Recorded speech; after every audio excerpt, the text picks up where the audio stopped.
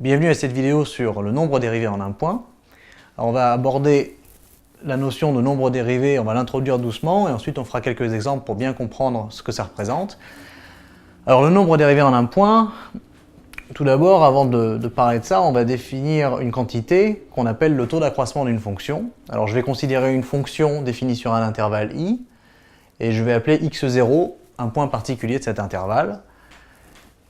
Ensuite, pour tout x appartenant à i, n'importe lequel, je définis le taux d'accroissement de f en x0, la quantité que l'on peut noter t, qui est égale à f de x moins f de x0 sur x moins x0.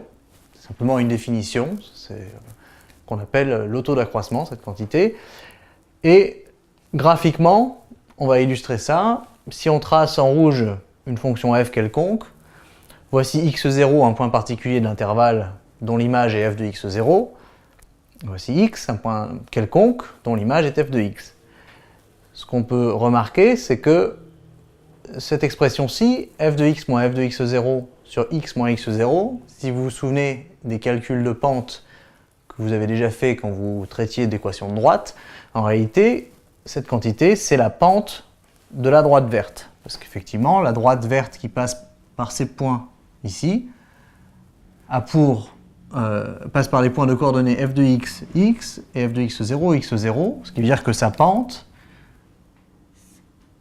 est bien égale, si je l'appelle P est égal à f de x moins f de x0 sur x moins x0.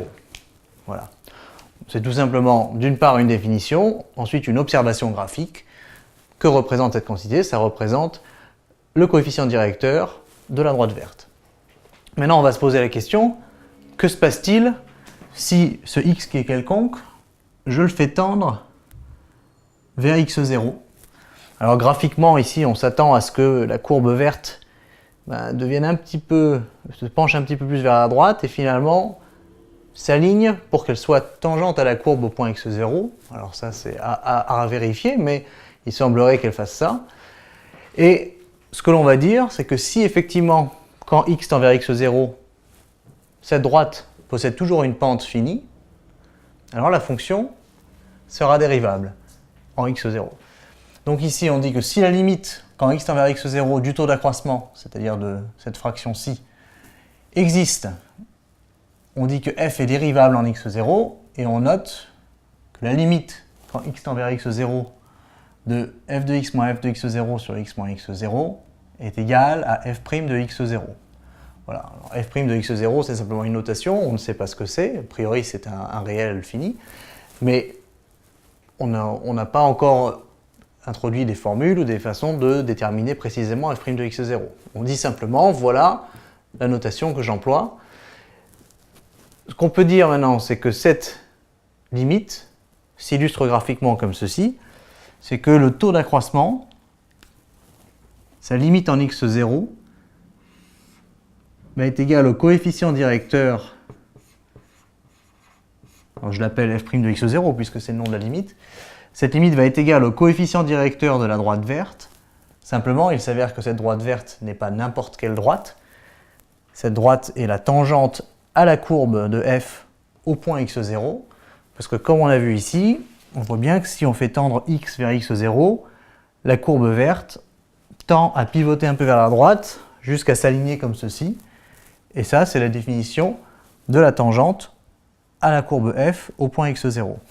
Donc, deux choses à retenir. La première, c'est la définition du taux d'accroissement. Donc, c'est f de x moins f de x0 sur x moins x0. Et ensuite, la notion de dérivabilité et d'existence d'un nombre dérivé qui est f' de x0. Ça vient de la limite quand x tend vers x0 du taux d'accroissement. Et on note f' de x0. Il faut savoir que graphiquement, ça correspond au coefficient directeur de la tangente à la courbe de f au point x0.